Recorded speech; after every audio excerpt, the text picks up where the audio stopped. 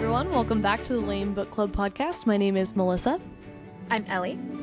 And we're back with our last installment, I guess that's a good word for it, of Queen of Shadows, Part 5, Chapter 76 through the end of the book, which I believe is 89.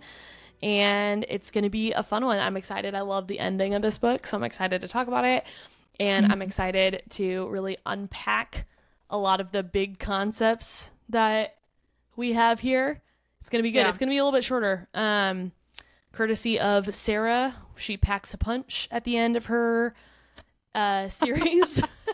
So she really gives us a 1-2 at the last, like, about 100 pages. Oh really my gosh. She gives us like a 1, 2, 3, 4.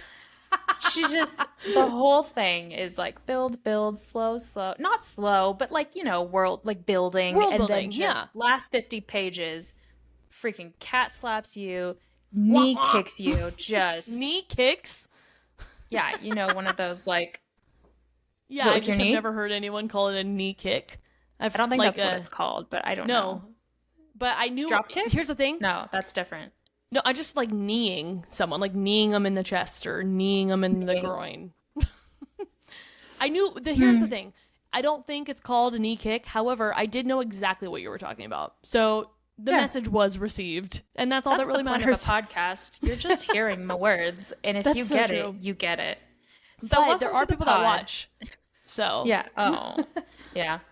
Well, okay. So, Melissa, how was your week? You had a birthday. Tell me about it. I did. It was good. It was good. I love birthdays, and I love my birthday, and it was fun. Yeah. I feel like we girls are not ones to pull away from like, oh no, you forgot my birthday. It's okay. No, that's high crime. My birthday, I said this year is going to be a week-long Ellie-bration. And I hope that you celebrated the same way. Yeah. It's all about me.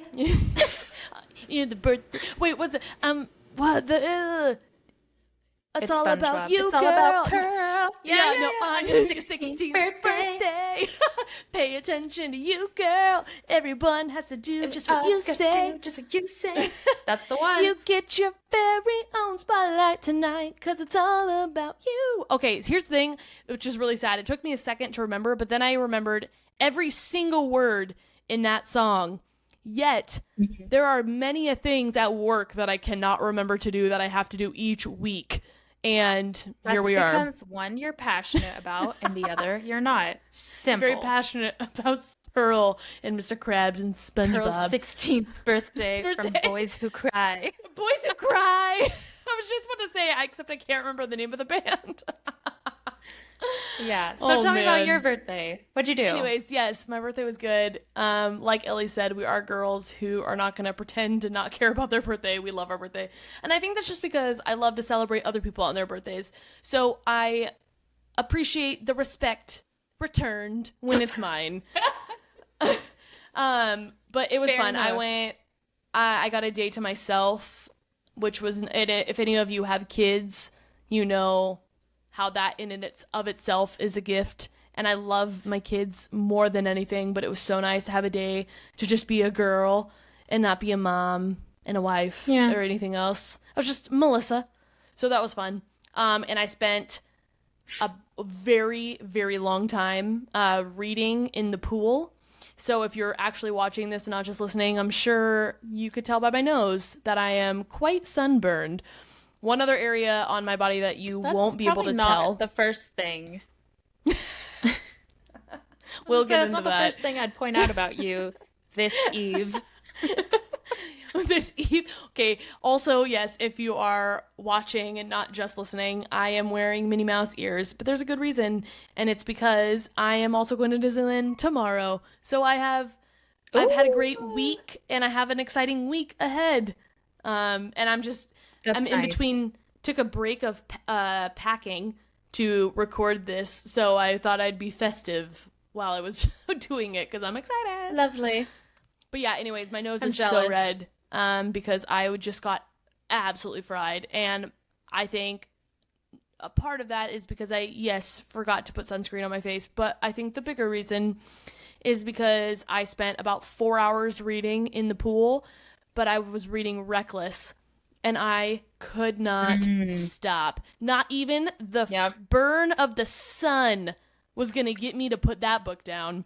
So, because if what's you the think author's name? Lauren Roberts. Lauren the Roberts. Powerless. Little shout out to you, series. Lauren Roberts. You are really taking over our lives this week. Not just a little shout out. The biggest of them all. Shout. I hope there's no shot she's hearing this, but I hope she does. And just know that, speaking of SpongeBob, I am Patrick Star answering the door trying to sell chocolate. I love you.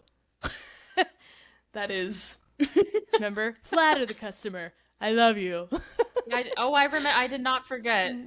I know exactly what you're talking about. Your reaction wasn't what I had hoped, so I needed to make sure you knew exactly what I was talking about. I just thought you were going to keep going directly into the next part of that sentence, not wait on me. That's the problem with me, is everyone waits on me for a reaction, and I think I lack some social cues, so I just expect them to keep talking, and then they stare at me, and I stare back, and they're like, so you hate me? And I'm like, I don't know what we're doing. I'm lost. I didn't realize I did, but maybe I do. No, it's fine. But anyways, long tangents to say I had a great week. I'm so sunburned and my scalp is blistering, but it was so worth it because my goodness, that book and that series, 11 out of 10. I will accept no criticism. So good. Really? If you haven't read it, read it. That's also a great segue into our next topic, the housekeeping that we want to get over. Hot Goss. Because we are with unpopular sauce. Down the road, we're going to be doing some Hot Goss episodes on Powerless and our theories for the next book that's coming out in April of next year, and also just some other fun things that we think will get everyone going. But this week, we had our Hot Goss episode on plagiarism. Ellie, why don't you tell us a little bit about that if they haven't already listened to it? If you haven't listened to it, basically we bring up the ideas behind when an author has inspiration from other books, when they copy from other books, and when they plagiarize from other books, the differences, and what we believe is going on in our current mega author world as far as like SJM and Rebecca Yarros goes. Some hot takes, I think it's just been brought up more. I've seen it more online recently, and so we wanted to do an episode about it. And ultimately, we approach this with caution because we know that the P word, plagiarism, is not one to lightly be thrown around. But I think it was a really interesting episode. Looking back, I enjoyed like listening to it. I'm like, there are things that prior to doing my research I didn't know about, and it was very, very interesting to say the least. So I think if ever you were to listen to an episode, that might be a good one to start with, because I don't think there are too many spoilers. Melissa and I were talking about this earlier. I think we lightly touch Iron Flame, Fourth Wing, the Empyrean series, Throne of Glass, but I don't think we're spoiling any of it to my knowledge. Then a little bit of ACOTAR, but we do also reference a couple of other books, but we haven't even read a couple of the other books, so we're just saying things. I don't know how deep we get into that, because again, we're just bullet pointing those, but that's that on that. So I was trying to remember too, like, I don't feel like we really, outside of like mentioning some concepts in the books, nothing that's like a major spoiler or a plot twist that we bring up or anything like that to my knowledge. So I guess here we go. Again, I can remember all the words to a song about a 16-year-old whale that lives in a town called Bikini Bottom, but I can't remember what we talked about we recorded not even 2 weeks ago. So again, take that with a grain of salt. I really don't think there aren't any spoilers. So if you haven't read the books, it's still okay to listen to. But if you want to know like literally nothing about them and you haven't read them yet, maybe come back and listen to it after you've read Empyrean and Throne of Glass and ACOTAR. Just, a quick some light read, 2 summer read, and then right on back. Moving on, tandem or individual books for our next book club book, which they're going to be Tower of Dawn and the Empire of Storm, since we're finishing Queen of Shadows today. We did a survey on Instagram, and vast majority voted Tandem. Yes. Yep. And I'm so excited about that for 2 reasons. Yeah. One, I think it'll just make for an interesting pod experience, but also I am so happy that we don't have to do like multiple episodes about just Chaol. And honestly, I used to try and like mask my disdain for him a little bit because I didn't want like anyone on the internet to come for me. Because I know that there are people out there that like Chaol. I don't care anymore. I literally cannot stand his character. And I would love for someone to try and convince me that he was not an unnecessary part of this series. That the series wouldn't have been... That person will not be me convincing you, so... No, it will not be. But, like, I would love for someone to convince me that the series wouldn't actually be better if he wasn't a part of it. So, good luck. I good welcome luck, it. Guys. But anyways, I don't want to do... FYI, truthfully, it would probably be one episode about the entire book.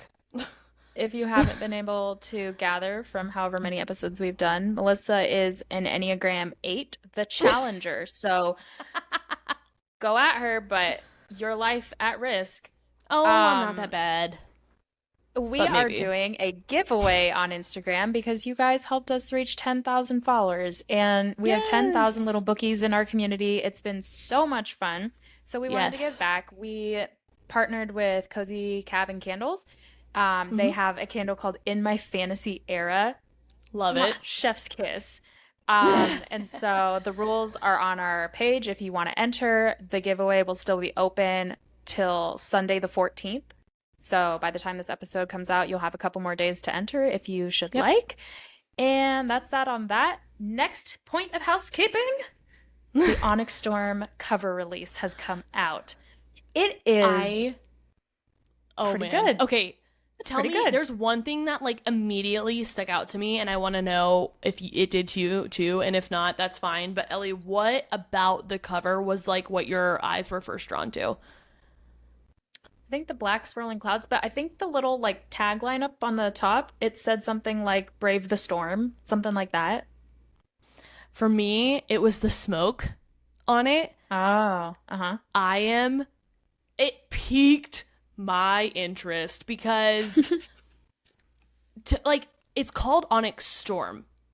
Yeah. And when I think storm, I think like thunder, lightning, like weather, not necessarily fire. Not to say that fire isn't part of a lot of storm, but like when I think smoke, I don't think storm. So I'm excited because when I think when I see smoke, I think fire, and in the context of these books, fire means to me is dragons. And so I just love... You know what I'm thinking? As soon as you said smoke, the first thing that came to mind is the like haziness of a bond. Like I think they might have described something like where it's smoky, you can't like reach the dragon or the rider. Oh, interesting. I don't remember that. I'm not, I mean, not saying I could be wrong, but I written. think that like when it was like that really ties into what we talked about. Yes, I'm not going to mention this here. This is not the place to mention this. We'll do another. Listen to our Hot Goss episodes if you want more on that. Yeah, but the cover is released. That's big news. We're all excited. Yes. The release date is coming soon. It's in December. My friend just bought her copy on Amazon with the sprayed edges. It looks phenomenal. Yes. I'm going to get mine this week, and that's that. So like and subscribe. Melissa, I'll let you take this part because I hate this part. Oh, okay, thanks. Follow us on Instagram at L.A.M.E Book Club Pod. It's the same on all of the socials. We have YouTube. I'm not good at this either. Follow us, subscribe, do the things. We appreciate all of you that are here. Yes. If you could leave us a review on... Oh, Ellie, do you have a review to read? No, yeah, it's fine. I'm looking at my phone over there. Yes. I think you are too. I think you sent me a text though, and I have it on my computer. I can read it. You did. I have one. Okay, sorry. Ooh, wah wah. Okay. Yes, I have a review of the week. So thank you guys. Okay, yes. Before I get into this, leave us a review on Apple Podcasts. If you have an Android, suck, I'm so sorry. But if you have an iPhone, you can leave a written review there. So go ahead and do so. We have a review that we're trying to be better about remembering to read a review each week, and we do have one. I love all of our reviews, honestly. Like, they're all great. This one, Ellie and I were talking to, like, quite honestly might be our favorite. And I don't know if anyone... encapsulated... Yes. It encapsulated everything we ever wanted this podcast to be from the beginning. Yes. Our whole goal for this whole community, for us, for what our branding is, everything. It just... Yeah. They got it. They got the vision. And I was like, I could cry. This is perfect. I don't know if a review is ever going to capture it as well, like, moving forward. So with that, thank you. It is from Squeaky Trainer 18701. So thank you. It's titled "My Eye Twitches from Laughing So Hard," 5 stars. And I also died at that title. But the review is, I listen to a lot of podcasts for my commute and work. The amount of times I've had to pause work and regulate my breathing after a fit of laughter from these girls is absolutely insane and not something I've experienced with other podcasts. I can't wait for their coverage of Onyx Storm just so I can hear them refer to Violet Saddle as a car seat. They have clean fun while sharing the most controversial opinions on our favorite books, which is not an easy thing to accomplish amongst book lovers. If you like podcasts that don't cuss and hosts that are a healthy balance of humble and irreverent, then this is the one for you. So, again, made our day. Thank you so much. And we appreciate everyone who reviews. So, not to say, like, any other reviews aren't great, but this was just fun. And I love this too, because honestly, I forgot that we called her saddle a car seat until I read this. And it just made me laugh at us all over again, because I'm like, who are we? But it was so funny. It's so true. Okay. It's exactly what I thought of, like, when I was reading the book. That's true. So yes, thank you. Leave us a review if you have Apple Podcasts. And I think that's all that we have. We're ready to jump in, right, Ellie? We are ready. We are. All right. And here, let's do this thing. Let's do this thing. My rat quote for the night. There we go. All right, Melissa. Chapter 76. Let's go. The king shows up on the bridge and tells Dorian that he killed Chaol. We all held our breath, but in what kind of way? I don't know. No, I wasn't like, yeah, but I was like, I didn't see it coming, but I wasn't upset. That's where I was. It was like did we hold our breath and like, is this real? Are we actually done with him? Or are we holding our breath like, oh no, Chaol?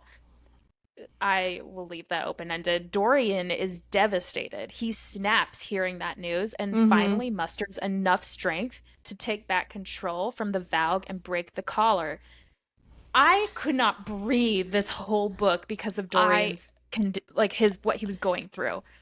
We've talked about it in other episodes. Like, the way he broke the collar, I think I cried. I was like, my Dorian. Finally. This entire book, every single chapter, he had like one sprinkled throughout, and it was just like Dorian hated himself, hated his life, and wanted to die. And it was a short chapter, and that was it. And then we'd jump back to Manon or L.A.M.E or like something, and someone else doing something really cool and like big, and then again circle back to Dorian. He's like, Dorian still hates everything and wants to be dead, and then like moves back on. Our sweet Dorito could not catch a break this whole thing. And I will say, I do understand they were close.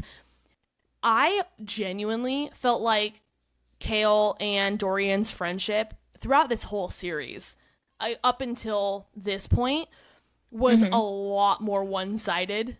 And I don't know. I know that absolutely. Chaol seemed to like Dorian so much more than, and not to say that Dorian didn't like him. Like, it really was so embarrassing. It's like, honestly, it's like any friend. It's like when you want to hang out with your friends so bad and they just keep like, oh, I'm busy. And you're just like, at some point, you're like, this is me. Like, I'm trying too hard. I need to stop, you know? And that's I didn't get everything. I didn't get the I'm busy vibe from Dorian, but it was more like Chaol's like, oh, guess what happened to me? Oh, my friend Dorian's going to want to hear about this. And then we'd pan to Dorian. Dorian's just like, yeah, that was cool. I'll probably tell Chaol in a week. Wait. Chaol's like, let me FaceTime Dorian. He's going to love this. Let me do it. And then it pans to Dorian and call. Like, don't answer. No, that's what it was. No, it wasn't that bad, but it was just like, hey, buddy, what's happening in the last 15 minutes? Like, That's kind of what It's too much. Also, I'll throw in a Disney reference for you again since you're going. Chaol is the literal, I would die for Riley. I would die for Dorian. I would die for... No, I saw that, I saw that reel was it like within this week, but it wasn't Chaol that they said that guy was. Who was it? Mm-mm. It was a different book boyfriend. I don't remember who it was now, but it was funny. Either way, it was very funny. I want to make it for Chaol. I think it was Dorian, actually, if I'm trying to remember. I'm pretty sure that's... I am going to contradict you just a little bit because I just want to talk about this. So you said Dorian couldn't catch a break. And I will argue that he did catch a break, specifically in our last episode, one of the chapters where Manon met him for the first time. And he was able to kind of come to the surface for a second because the Val got scared off by her. Yeah. And Sarah really wrote in the gold eyes. There was something about Manon's gold-flecked eyes, something about her eyes, something about her eyes. Nothing ever came from that. So I think that's another one of those flying on the seat of your pants writing where you think like, oh, I can use this for something else, but nothing came from it. And I was really surprised that nothing did. Someone brought that up and I thought, yeah, that's really interesting. I forgot about that. Yeah, I don't feel like nothing came. I agree. You're right. Like there was a moment where he did like kind of get control back for a little bit, but to me, it wasn't necessarily that nothing came from it. I think we all were expecting it to be a bigger thing than it was, and I think she could have used it to in the long run be a bigger thing, but to me it was a big for two reasons. One, we learn like we've known the color of her eyes were significant since we met her, but we learn why in that moment. And then also, or like we just see like the full effect of it more so in that moment. And then also we see that how big of an impact Manon has on Dorian. So I think we also there were two big things. Why the Valgs shrink back from Manon? The witches maybe all together, but why? No, it was... I don't think she ever said. No, she does, because it's this gold is the same color eyes as the Valg Kings. And so when he saw the gold in her eyes, he recognized it as power and recognized it, the authority in it, and that's what made him shrink back. Well, we could tell which chapter I skipped. Well, okay. So that's answered. We can move on. Perfectly fine now. Chapter 77. L.A.M.E and Dorian are using their powers on the king in a very Power Rangers-esque kind of way, where they just kind of like fuse them together. Thank you. What a random reference. I'm going to be honest. Power Rangers was not the first thing that came to my mind during this scene of the book, but that's fine. Well, they just kind of they were like, let's use our powers together, let's fuse them, and they did that, and they that's it. L.A.M.E hears the king call Dorian my boy in a voice that she has never heard him use before. Pause. This shook me to my core. I didn't believe it. Could not even. No, I'm such a cynic. I've said that if you've listened to this podcast for any amount of time, I am the biggest cynic when it comes to these characters. And like, so at this point we're like, okay, it's a voice she doesn't recognize. It's an endearing comment. Like he's never been like even remotely affectionate towards either of his kids, like this entire series. And so I'm like, oh, his back is in a corner. He's just trying to weasel his way out of it. And this is the tactic that he's using. I did not for 1 second. And I'm going to circle back to this at the end of this episode, this like thought process. But I at first was like, don't believe him. He's lying. Like, this isn't him. This is the Valg. He's just trying to trick you. I don't think you were supposed to believe it at first, especially just how the reveal kind of eased in. Yeah. To me, I was like, yeah, freaking right. But as we go on and as I go on with this, this was maybe some of the best writing I've ever seen because it was so unpredictable. Yeah. Chapter 78. The king says that Erewhon is already free. He and Duke Parrington went to Morath years ago and freed him. Dumb. Erewhon took over the Duke's body, and another Valg took over the king. The king has been possessed this whole time. He wrestled control long enough to have the towers built and banish magic. That twist messed me up. I was like, that makes so much sense. Oh my gosh, that makes so much sense. Then, no, so I actually wrote, that twist messed me up. It picked me up and shook me like a dog. It picked me up, and I love Monsters Inc. Picked me up with and shook me like a dog, and then it was like I got caught in his laser beams. Oh my gosh. Anyways, this part too, again, I was like, he's so full of crap. I'm like, obviously Erewhon is possessing him. He's trying to throw them off his scent, like BS. And like, I know you said like, oh my gosh, that makes so much sense, like the twist of why he would then banish magic. But to me, still, again, being a cynic, I'm like, at first I'm like, that doesn't make any sense. Why would he do that? This is obviously not truth. This is a lie. Yeah. And I think what also got me is, I believe this is the chapter where it was really like understood that when he was at the Galathinius household early on with Dorian, do you remember that? And Selena or Aelin felt like there was a worm in her brain, and she started like erupting, that he did that on purpose so that she would kill him because he was done with this. Oh, that killed me. Yeah.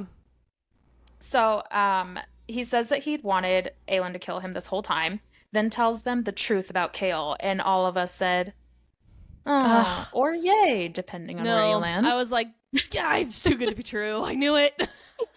Chapter 79. He's a cockroach. We couldn't get rid of him. Oh, no. True to its name, the glass castle gets absolutely shattered, which I thought was a very cool I loved it because I loved the imagery of the glass castle. It felt, I mean, I know it's not like the most original thing ever, but it just felt very original in the context of this story and in fantasy in general. And I just loved the imagery of it. And I would have never thought to break it, but to have it broken is poetic with everything else that's happened in the series. Really and once again, Sarah's a genius for writing it in that way. She is. So it's shattered by Dorian, which in turn kills the king. Aelin wakes up on the ground with Dorian and Chaol. Aelin tells the city that the king is dead and Dorian lives. She takes control of the city until Dorian is ready to take the lead. Her first decree: every single slave is free. That's my girl. This I thought was weird. Aelin took the credit for killing the king, but I felt like that was kind of a weird storyline. Like, no, why not just Dorian? He did it. I liked it. He shattered the castle. But she also they were prepared for backlash, and she didn't want his people to turn on him because the goal. I mean, she knew that she was never planning on keeping control of Otterland. She was kind of the wrong way to say that. It was more like she took the fall, and I was like, but what is there to take the fall for? Everyone was incredibly oppressed. This is a very like dystopian situation. Everyone hated him. I know, but if you think about it, what is there to take the fall for? Everyone should have been happy. You'd think so, but I mean, here's the thing. Fear is like one of the more powerful emotions. They were terrified of this guy, and they knew him to be like, well, not everyone was, but most people were. Like, and he was an evil dictator-like leader. So if someone were able to kill him, like, they're gonna have a very uneasy feeling going into this, especially everyone thought this girl was dead. And then all of a sudden now she's not. Plus magic is back. She's fae, has fire magic. Like, they're going to be so uneasy and uncomfortable around her. So it's a lot easier for them to like, oh, I see what you're saying. Like, to trust Dorian, but to like think of her as like, kind of the foreign crazy one. Okay. Like, and like to think like, oh, someone like that could do this, but not Dorian, not our leader. Like, he would never do something. Generally, like, the sake of a book, it was weird because it's like easily you could have just written in that it didn't happen that way, but I guess if we're gonna pivot just a little, I don't know. I guess it's just for the sake of the story. Ellie, just roll with the story. I don't know. To me, it just, if anything, like, added another layer to the relationship between Aelin and Dorian and their friendship, and I feel like it made their bond stronger. And that is, to me, that's the only reason she wrote it in there, was for the sake of their relationship moving forward. And I thought it was really cute. Like, I really liked it. I thought it was a really sweet moment between them, and I thought it was just added to Aylin's character in general and all the character building that we've gotten from her over the last couple books, that she was willing to do that for a friend. Because that's her whole thing. Like, she was willing to do anything for the people she loves. And this just, it falls in line with her character. Okay. So, chapter 80, Yuck. Uncle Vernon heads Elide's way because now that magic has been freed, he wants to see what powers she has so that he can breed her with a Valg. He takes her away. However, soon after, Manon returns to Morath and realizes that Elide is missing. Manon rescues Elide. Let's go! I want Vernon to get his comeuppance. I know. Manon rescues Elide before she can be taken to breed with the Valg. Hot goss is spreading like wildfire that the king is dead amongst Morath. So a plus and a plus in chapter 81. Yes. Chapter 82, caught between a rock and a hard place, Manon and Elide are struggling to escape Morath, but guess who shows up? Kaltain. Our girl. Man, Kaltain, she needs some redemption. Here it comes. Here it is. Yeah. She uses a dagger to slice open her arm and removes a dark stone from it. That threw me. I wasn't expecting this. I wasn't either, because gosh, we hate her in the beginning of this, and then for the last however many books, she's just been a shell of a person. So I'm not expecting anything from her character at this point, let alone what is about to go down. And it is a plot twist that I absolutely did not see coming. So she removes that dark stone, which we all understand is now the second word key that has been missing. She gives it to Elide and tells her to give this to Celaena Sardathian. And Elide's like, okay, whoever that is, and we're all screaming on the other side of the book because that was the coolest thing ever. I know.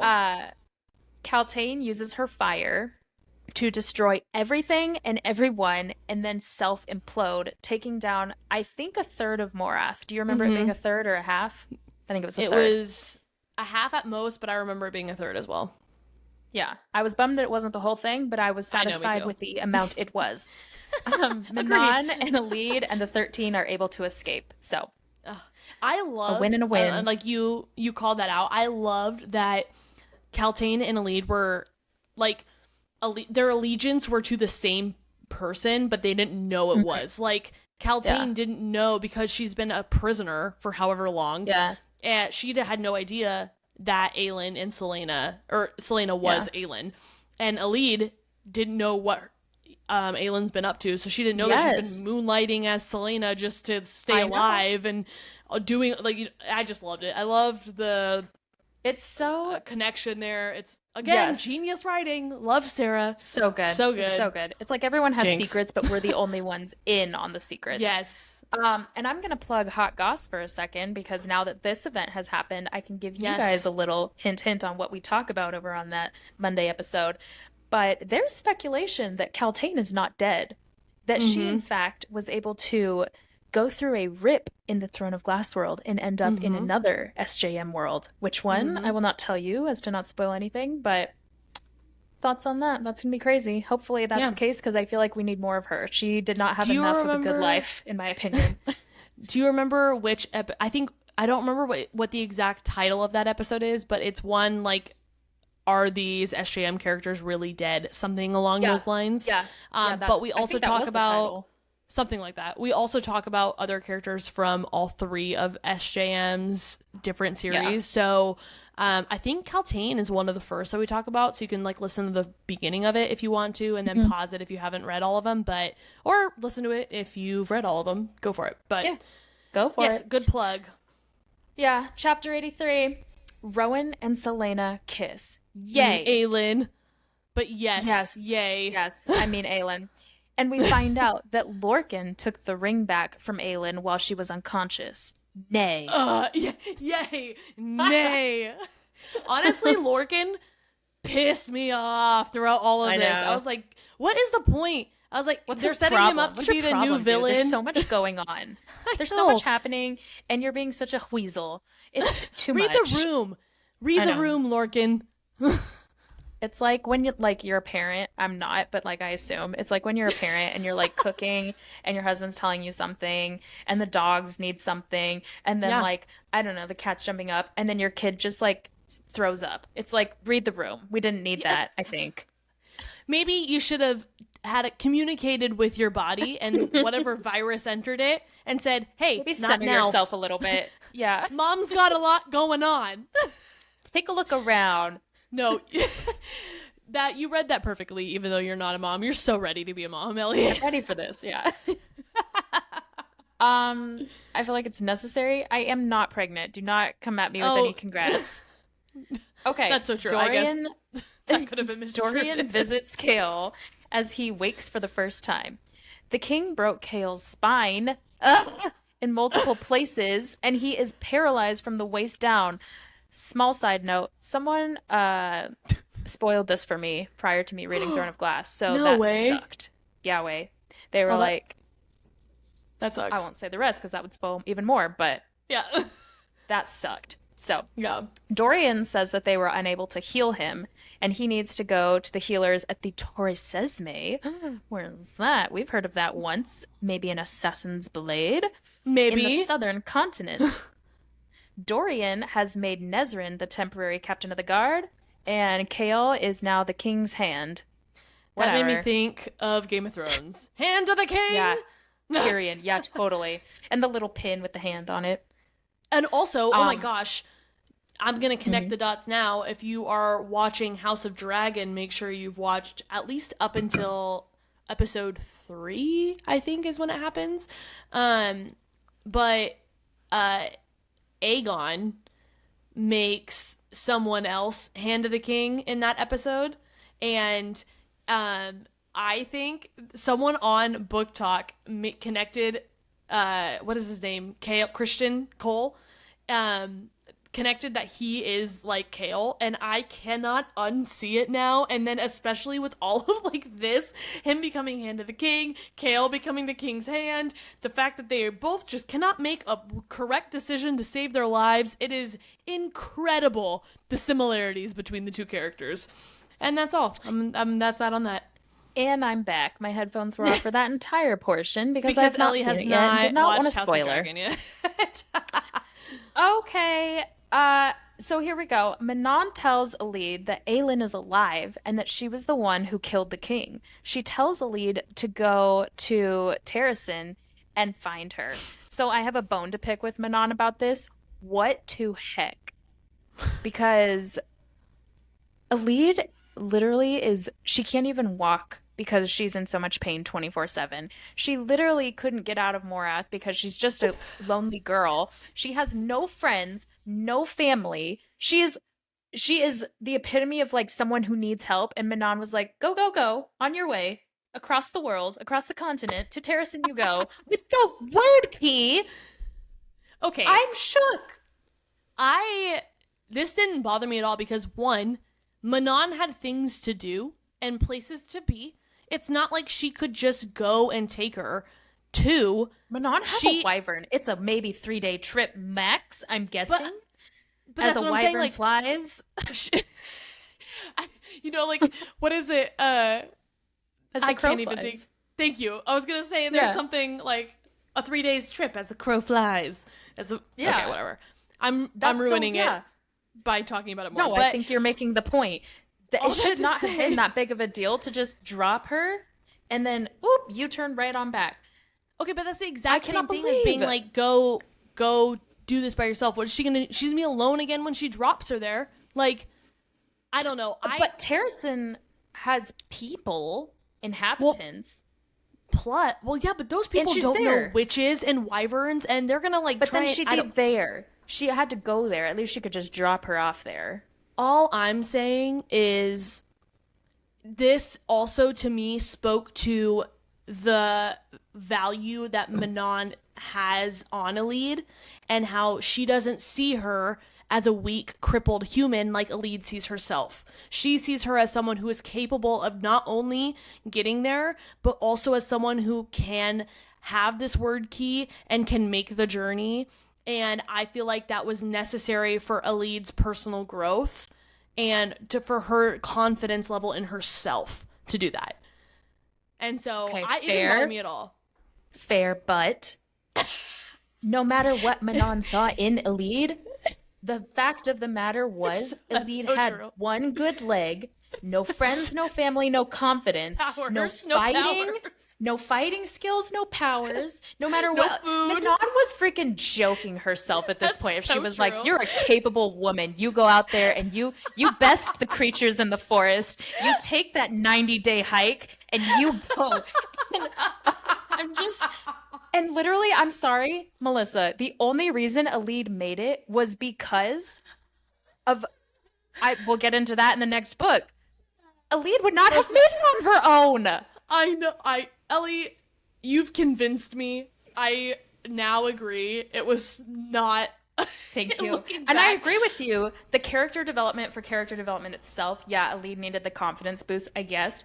But like, she couldn't have done this. She couldn't have. All you did was point out actual facts, and I can't argue with those. But it's still, I don't know. It didn't bother me in the moment, but now I'm like, why didn't it bother me actually? And now that I'm right, Aelin gives Lysandra a property that once belonged to the Allsbrooks. I loved this. She appoints her lady of that property, and that was so sweet. Dorian has issued a decree that frees all the kingdoms conquered by his father. Yes, we love it. Everything's turning around now. I loved all of it, but I especially loved that Aelin gave Lysandra that like piece of Terrasen, because and I know she even talks about it. I can't remember the exact like quote, but I know they talk about this specifically in chapter 86. But it's kind of how like Lysandra has literally never belonged to anything, or like had anything been someone of value. Her mom didn't want her. Her mom thought of her as like an extra mouth to feed, not as a daughter or as like any treasured Clarice sold her. Kid. She was literally a human trafficking slave for then a majority of her upbringing. And like just she's always been used. She's never been a lady. She's never had anything to her name. She's never had a name worth anything. Like she doesn't even remember what she actually looks like. Like because of her she got caught magic turned off when she was in another form. So like she doesn't even remember what she's supposed to be. And so then to give herself like not just a title and everything, but like an identity. Like this gave her an identity, and I love that. It was so sweet. It was great. So great. So great. So as great as all that is, we can't have too much great. Chapter 87, Duke Parrington and Vernon both survived at Morath, of course. And now they are scheming. Sarah had to humble us a little bit. I know. Not too good. Not too good, guys. Check yourselves. So Aelin asks Chaol to strike an alliance with the royal family in the southern continent, as they need all the help they can find. Cue Chaol's book, Sarah Why? But I also put in parentheses, do we want to talk about the idea that I am going to talk about it. Do we want to talk about the idea that based on this kind of history where, you know, they send Chaol off to go do his thing and he's missing for pretty much a whole book, that the next ACOTAR book could possibly be More's, since she was gone for an entire ACOTAR book? Just based on Sarah's writing. Based on her history and everything, I wouldn't be surprised. I don't think it's this next one, though. I feel like she's talked about Asriel too much for him. I think it's going to be maybe the novella. I think More will either have a novella or she'll have her own book. It's just not going to be the very next one. That's just my thoughts. Fair. Yeah. Okay. Aedion, Aelin, and Rowan, and the others are headed back to Terrasen. Wow. Chaol goes to Torsesme. Manon flies to the castle to see Dorian. Ooh la la. The book ends with Aelin and the others arriving in Terrasen, home. Oh, I loved it. Because she gets so close at one point and then isn't able to go. And then now she's back. She's finally actually there. Oh, she's been trying to get back for like 10 years almost? Yeah. If not more. Oh, man. I mean, literally just the quote that rings to my head so loudly is when, do we remember in Assassin's Blade, she was in the gutter and I cry out every single time I read this, but she was like drowning. And Sam was trying to get the gutter up, and she was like, bring my body back to Terracin, Sam. Terracin, yeah. Oh, now she's home. But Sam's not. Oh, stop that. You stop that. Oh, R.I.P. I forgot how sad I was when I read that. I know. Oh my gosh. Honestly though, like I am so glad. I'm gonna say that I said this before, I'm saying it again. I'm so glad I read Assassin's Blade first. Knowing that Sam, like I knew their history, so that it made every time that she talked about Sam so sad. Because I know. I mean, you kind of know, like you eventually learn like really early on in the story that he dies. But I at least reading Assassin's Blade, like I had hope. I wasn't like depressed reading about Sam this whole time. It was actually like enjoyable to read about him until he died, and then obviously it was so sad because I didn't see it coming. But oh man, I'm so glad I read that first. I think if ever anyone asks me how to read these books, I will start them off with Assassin's Blade because I feel like that's how I recommend it. Read. But I also know, like, knowing people that didn't read it that way, I see both sides, and I really don't think you can go wrong. I'm glad I read Assassin's Blade. You can't go wrong. All the books are phenomenal. But that is Queen of Shadows, guys. Thanks for sticking with us this entire time. Yes. We are done, and we don't have a reading schedule yet, but I will put one up this week, so be looking for that, and then we'll go through some Empire of Storms, some Tower of Dawn next week, and that is that on that. Yeah. And stay tuned for our next Hot Goss episode coming out on Monday the 15th. And thank you guys. Yeah, like Ellie said, hope you guys have a great rest of your week. Have a great weekend. Thanks for being here, and we will see you on Monday. Bye. Bye.